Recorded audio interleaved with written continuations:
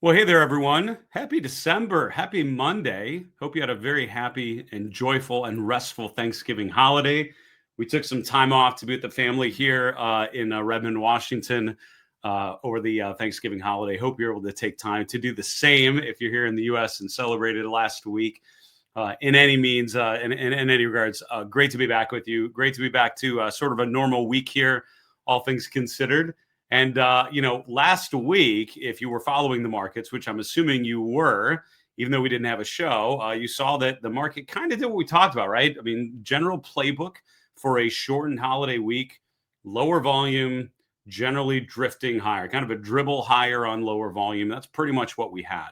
Now, what's interesting about a week like last week, bulls will be all in on, see, things are great. Look how good the price is. Look how things are recovering. I've always found shortened holiday weeks tend to be more noise than signal. There's just kind of this general feel to a holiday week. We're just going to go up a little bit. The real, I think, the real signal comes after, right? It comes the week after, which is this week. So we'll be with you every weekday after the close to check in what the markets have done. So if you're all bulled up and you're looking for a nice resounding continuation to last week's bullish love fest, you didn't get it. The S&P finished down about 0.5%, just above 6,800. The Dow was down even more. Volatility came up about a point on the VIX. So overall, sort of back to a risk-off kind of vibe. There were things that did fine, right? Some of the sectors you're going to see finished in the green, but most did not. Cryptocurrencies, one of the key stories here, right? The weakness in Bitcoin and Ethereum really accelerated Sunday into Monday. That sort of, I think by a lot of accounts, sort of felt like the risk-off implication was felt in stocks as well as they rotated lower through the course of the day. With that in mind, let's get to the market recap. We'll look at the charts together here. We'll look at what happened in the markets together. We'll look at the heat map. We'll look at some charts. If anything that I'm about to show you creates some question in your mind, please take a few moments, drop a comment below the video on our YouTube channel. Sorry, the last couple Fridays, we haven't had a show. And so I've got a great mailbag filled with some really good questions. We would love some more. Let's make December a fantastic Q&A month. Drop me some great questions in the comments section. We'll hand select some of those to feature. Friday is on the schedule for an all mailbag episode. Here's the market today. You can see kind of a choppy session overall, weaker open. Afternoon Eastern, we did make it back to Friday's close. Friday was that shortened session, so it closed at 1 p.m. Eastern. This big spike higher in the last 10 minutes on Friday. So by around 2 p.m. Eastern, we got right back up to that range, then kind of rolled over and fell off a cliff into the rest of the afternoon. That, at the end of the day, puts the S&P down 0.5% to 6812. You'll see the NASDAQ composite down a little less, 0.5%. It's about the same for mid caps and small caps. No real differentiation today between small and large. The Dow, a little more value oriented, a little less growth, certainly weaker through the course of the day, almost down a full percent. Volatility popping a bit higher. So the VIX down around 16 and change going into the weekend, coming down through the course of last week. The week prior, we were up in the 20s. Last week, we get down to the mid-teens. Today, starting to push a little bit higher here. So, if you're bearish and you're looking for that confirmation that, okay, last week was just kind of a little bounce fluke kind of thing, sort of a dead cat bounce. Now the downtrend is resuming. VIX breaking back above 20 would, I would argue, probably be the most important, besides just the chart of the S&P going lower. Volatility increasing here would certainly imply that is the general environment here. For now, VIX remaining below 20. Rates kind of went higher today. So bonds actually sold off. The TLT, which is a treasury bond ETF, down 1.3%. That pushes rates higher. We've been tracking the general downtrend in interest rates. Last week, the 10-year yield finished right around 4%. Today, pushing up about, 100 basis points up to 4.1%. That's not the math. 10 basis points to 4.1%. That's how that works. So moving up a little bit. Long bond is around 475. The 5-year point around 3.7%. Dollar index, not much of a change from the end of last week. Looking at the commodity space, gold and silver continue to be fantastic charts. Well, I grabbed the chart of the GLD just to show you the primary uptrend that I think is still in place. Certainly the constructive momentum that we've been observing. Silver doing even better, though. The SLV, which is a silver ETF we track, up 2.6%. Crude oil was flat. Natural gas prices up quite a bit. The energy sector was actually the top performing sector today. I was looking for charts to feature in my Stock Charts TV weekly show earlier today. That should be out and available for you if you look on the Stock Charts TV YouTube channel. I share my top 10 charts to follow for December 2025. One of them in the energy space, I think Diamondback was the one I went with. I was kind of back and forth between Diamondback and DVN, Devon Energy. I think I went with FANG at the end. But make sure you tune into that one. 10 great charts and lots of interesting technical nuances to break down. Real story, though, besides all the things that I just showed you, is the weakness in cryptocurrencies. We've been talking about the weakness in Bitcoin going from 125 or so down to like 86,000 or so, which is where we're at today. We got down to 84,000 earlier today. Bitcoin remains in a primary downtrend, as does Ethereum, and the top 10 coins, as you can see, all going lower pretty aggressively. So while equities have sort of held their ground, while the charts of the S&P and the Nasdaq, while not making new highs, are certainly not bad charts. Right? They've been, they've held the line in the sand.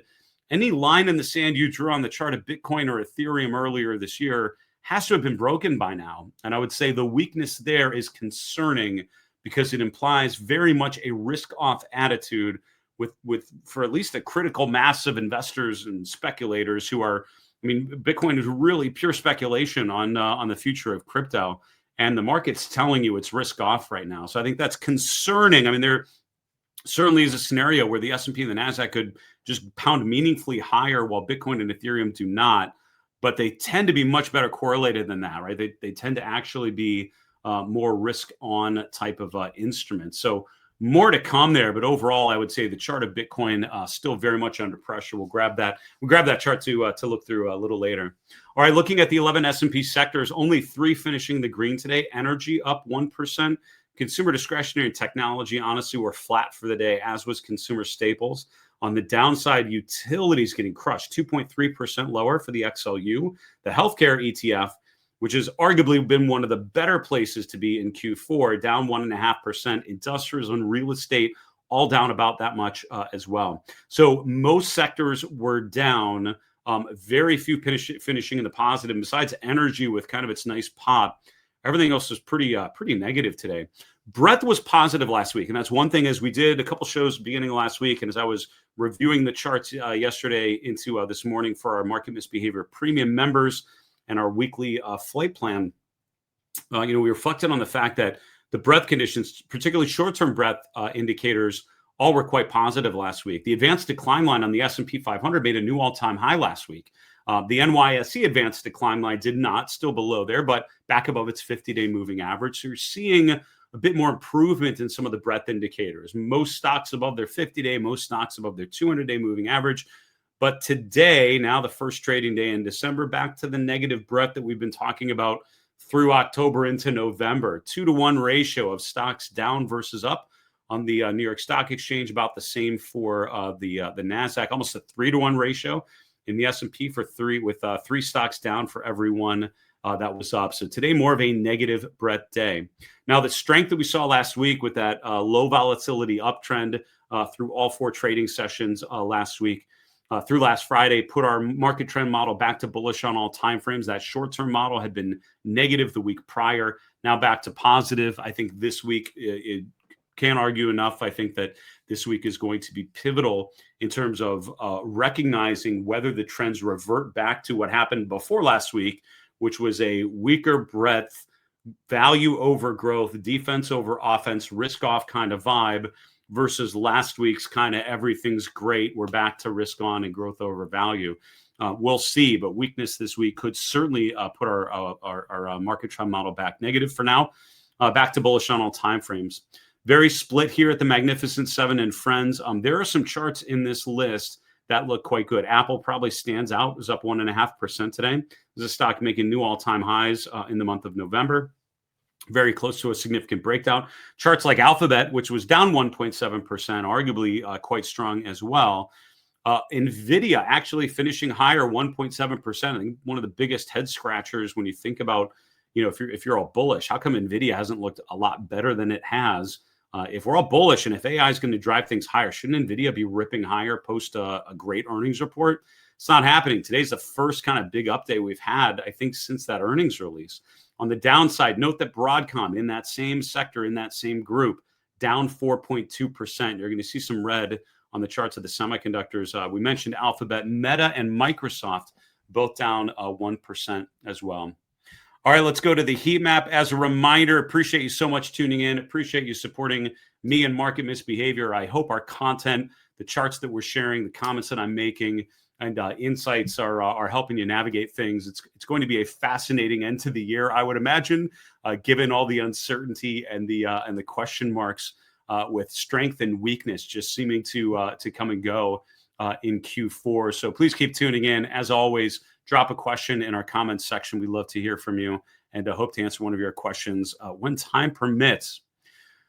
All right, looking at the heat map here, I'm immediately drawn to a couple things. Number one, just a general, negative vibe to today. We mentioned the breadth conditions were more negative today, particularly in utilities and healthcare and industrials. I'm seeing a lot more red than green. Not as much bright red, but certainly communication services, some of the bigger names. Not having a great day. Netflix and Disney, both, obviously streaming plays were up today, but sort of the rest of comm services, particularly the internet names there, Alphabet and Meta, the two biggest weights, all down. Within technology, NVIDIA and Apple in the green, but then you have Microsoft and Broadcom, two other mega cap growth names in the red. Within the technology sector, note the weakness in semiconductors. And I think that is, maybe one of the more important groups to watch, as always. Names like Lam Research, LRCX, AMD, obviously NVIDIA, Broadcom. If things are good, and if we're going to have a growth-led recovery and continue the optimism that we saw last week, those charts should start looking pretty decent here. All of those pulling back today, most of those pulling back here today that I just mentioned. Where else? In the financial sector, certainly the biggest, the largest names in the XLF, not looking particularly good. You will notice some green on here, and it's all in the regional banks, right? Key, Capital One, Huntington. Ooh, what else? Some of these are insurance companies. PNC is in the regional bank group, right? Those are all pretty good charts. So a lot of the green are in that SYF. All have pretty good charts. SYF's making new all-time highs today. Not bad, right? Just starting to emerge from key resistance. I did grab one of the regional banks. I think it was Huntington Bank's HBAN for that top 10 charts to watch for December. And again, that's on the Stock Charts TV YouTube channel. Obviously, some defensive sectors struggling today. We mentioned utilities. Bright red here in utilities. A lot of that space broke down quite a bit. Charts like L&T made new all-time highs in November. So they're coming off of very strong runs and all pulling back here. So that's certainly potential vulnerability to watch for. ETR made a new high on Friday's session. All of those again coming back. But maybe the most encouraging sectors, to be honest, outside of like technology, would be consumer staples, which just wasn't down that much. Walmart made a new all-time high today. Within energy, so we have a lot of breakouts in this space. I kind of struggle to figure out which one I would feature, but a lot of these names, sort of at or near new highs. Some of these have been pretty strong charts, like Marathon MPC, but I think I went with FANG, making a new 3-month high, breaking out of a consolidation phase, I would argue. And then finally, within consumer discretionary, right? Home Depot and Lowe's having decent days, particularly Lowe's making a new monthly high. Elsewhere, you can see names like DoorDash attempting to bounce after pretty weak levels. Wynn Resorts actually potentially breaking out of a symmetrical triangle pattern. I don't think I grabbed that chart here, so let's look at it here briefly. And if I did, apologies. This is one of those where it looks like kind of a consolidation phase, which is probably fair.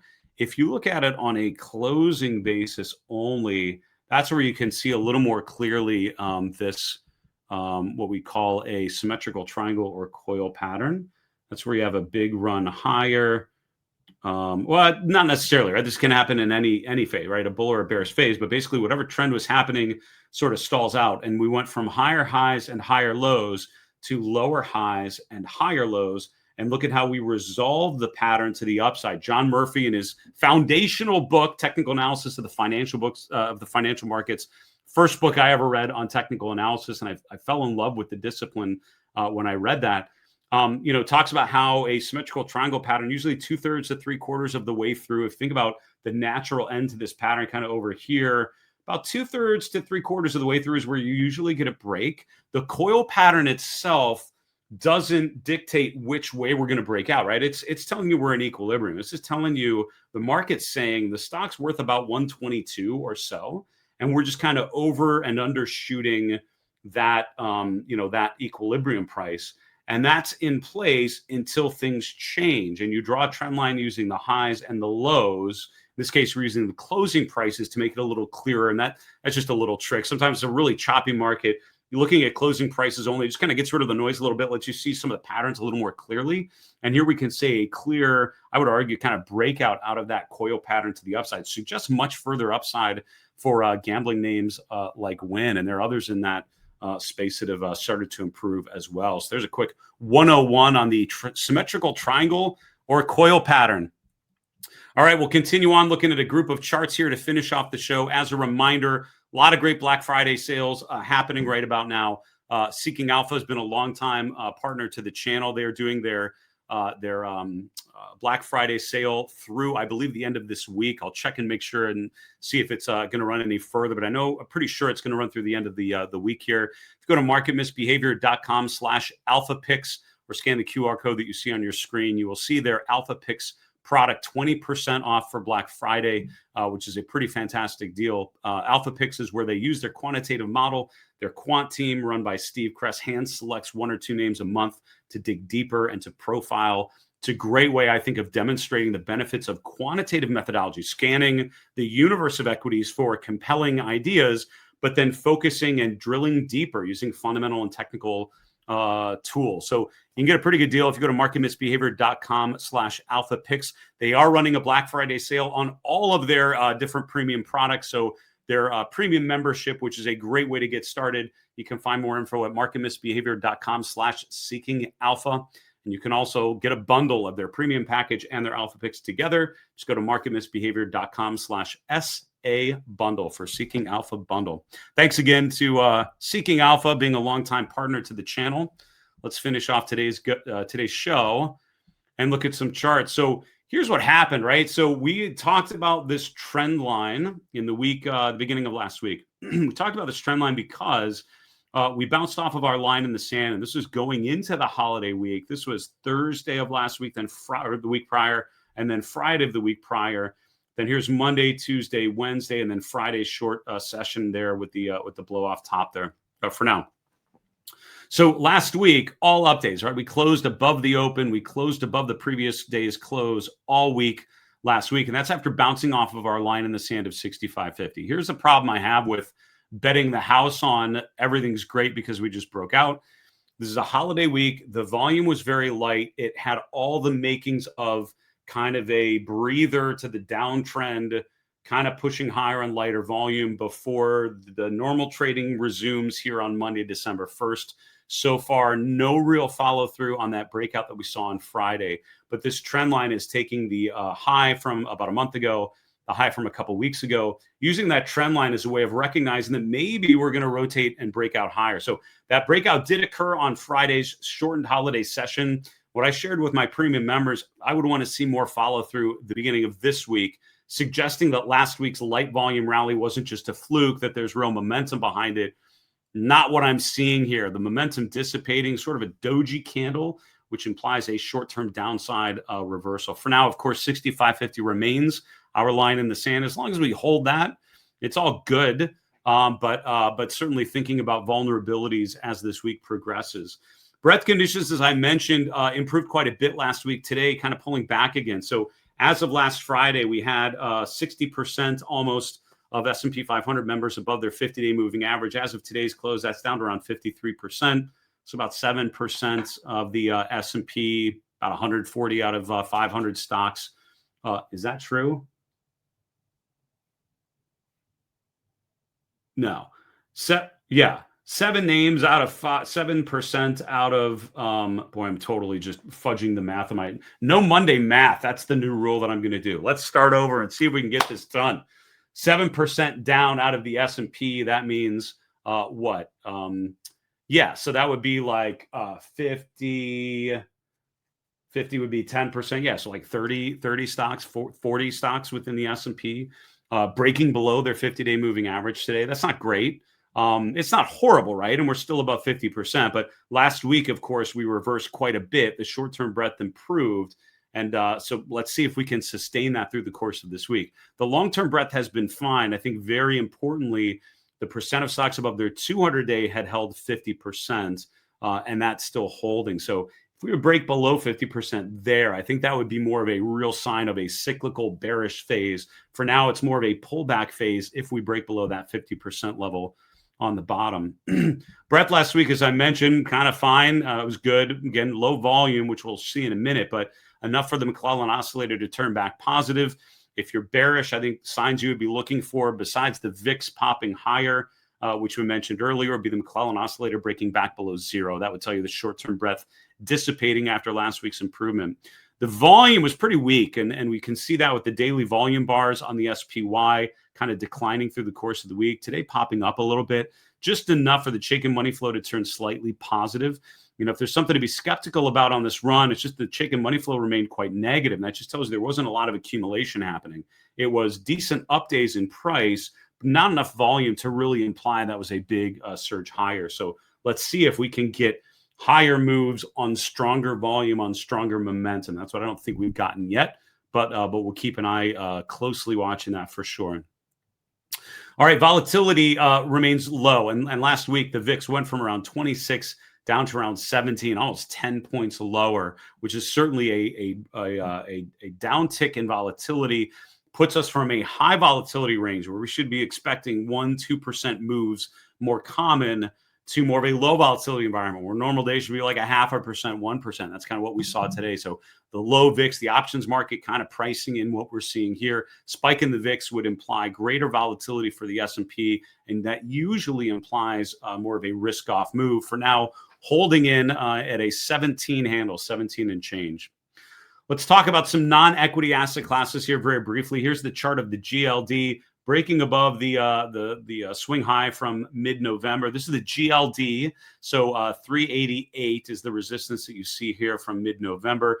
Again, today we just sort of pushed above that level. Would love to see that move sustain. The RSI pushing above 60 at the end of last week and continuing higher this week. This is after bouncing off of a key Fibonacci level, just above 360. Is a 38.2% retracement of this May to October run. So that's kind of where you logically expect a decent support. It held. We then made a higher low a couple weeks ago. Now we're making higher highs and higher lows, and that's the sign of an uptrend. The momentum overall has been in a pretty constructive pattern. That pullback there, we never got even near an RSI of 40. So it's still telling us bullish long-term trend. Our market trend model is still quite constructive on the chart of gold. For sure. Silver, even better, to be honest with you, by most technical measurements.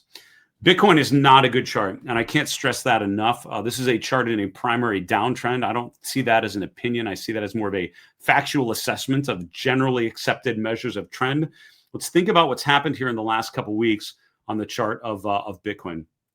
We went from retesting the July and August peaks to failing, to bouncing off the 200-day, to failing to hold it, to bouncing off of this support range around 105 to 108, and then failing, retesting and failing, breaking below the first Fibonacci support level, breaking below the 61.8% retracement level.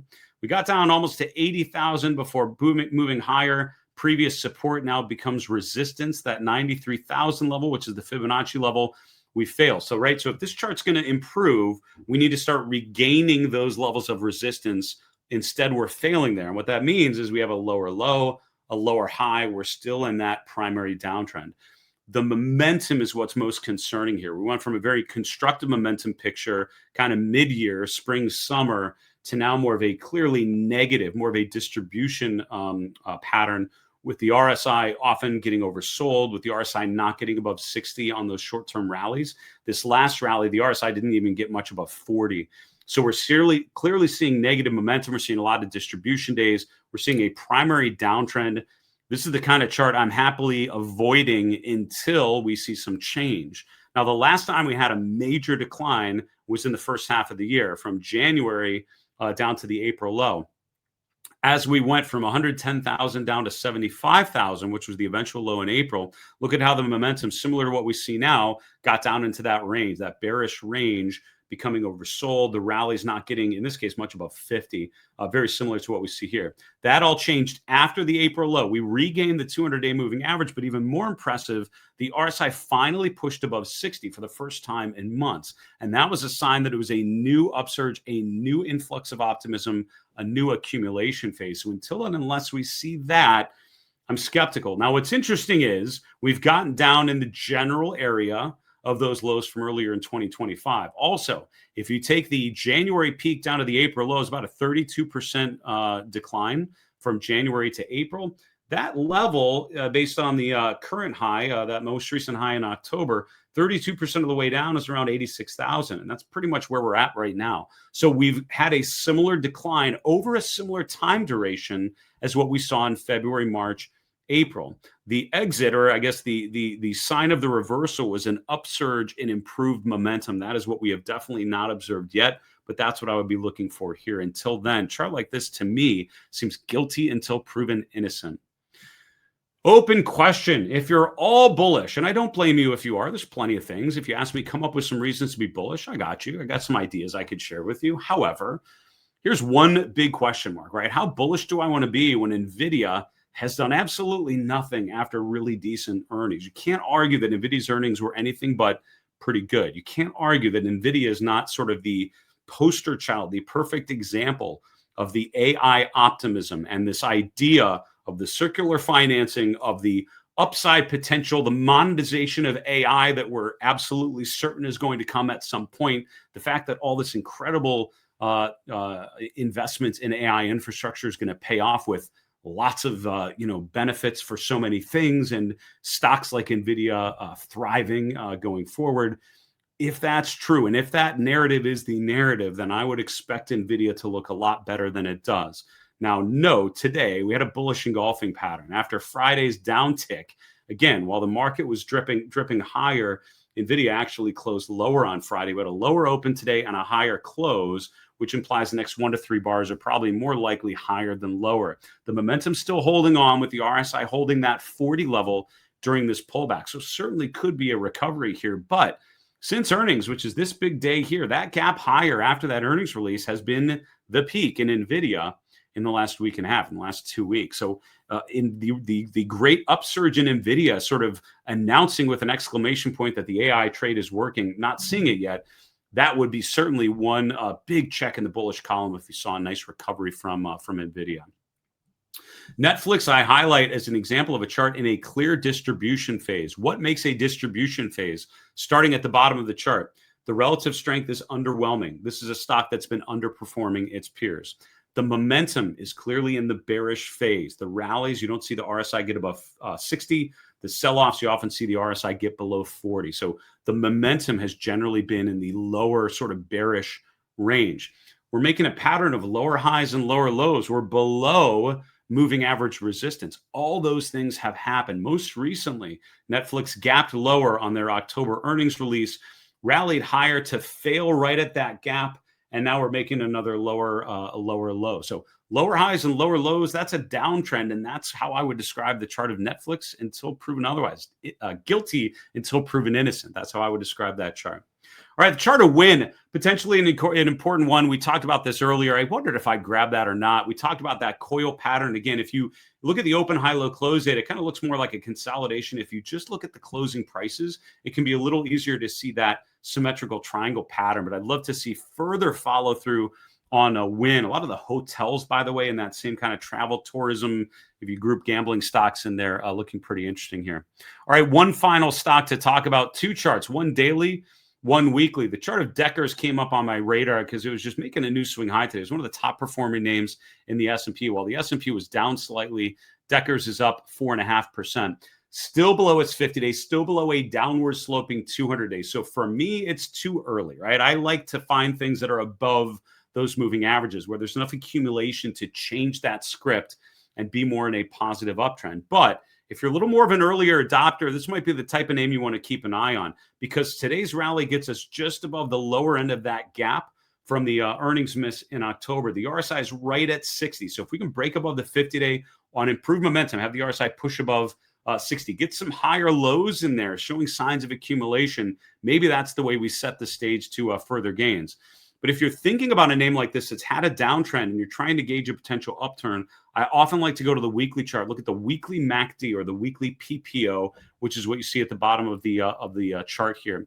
You can see like the 2020 sell-off, the COVID sell-off. We had the buy signal from the weekly PPO. This is when the PPO is below the zero level, and then you get a bullish crossover. That happened in May, indicating a long-term uptrend. It happened again in May of 2022 as it's bouncing off of the 150-week moving average. That's obviously well behind us now that we've broken down here. So don't get me wrong. This has been a chart that's been in a primary downtrend.